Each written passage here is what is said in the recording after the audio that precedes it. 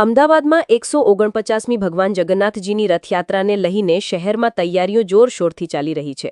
આ દરમિયાન અમદાવાદ શહેર પોલીસના ઝોન 2 દ્વારા સામાજિક સમરસતા અને માનવ સેવાનો અનોખો સંદેશ આપતો રક્તદાન કેમ્પ યોજાયો।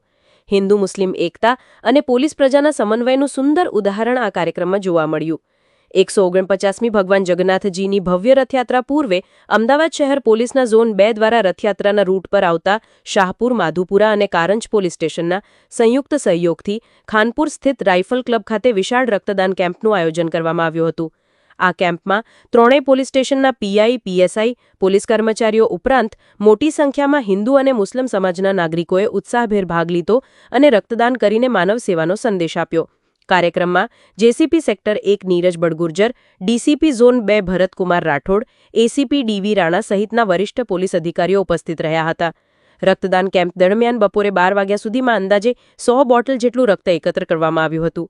આ રક્તનો ઉપયોગ ભવિષ્યમાં અકસ્માત, ઇમરજન્સી અને અન્ય જરૂરિયાતમંદ દર્દીઓ માટે કરવામાં આવશે।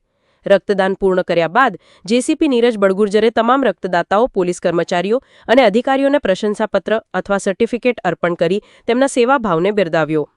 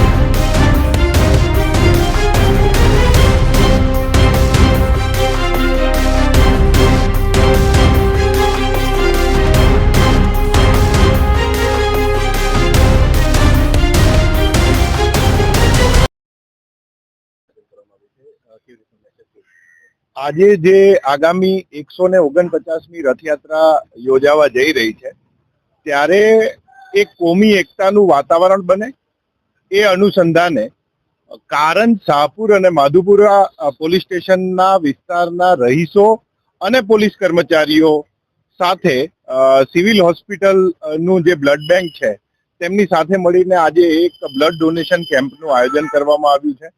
એમાં મેં મારી જાતે તેમજ મારા ઝોન 2 ના તમામ અધિકારીઓએ બ્લડ ડોનેશન કરી અને આ કેમ્પની શરૂઆત કરી છે.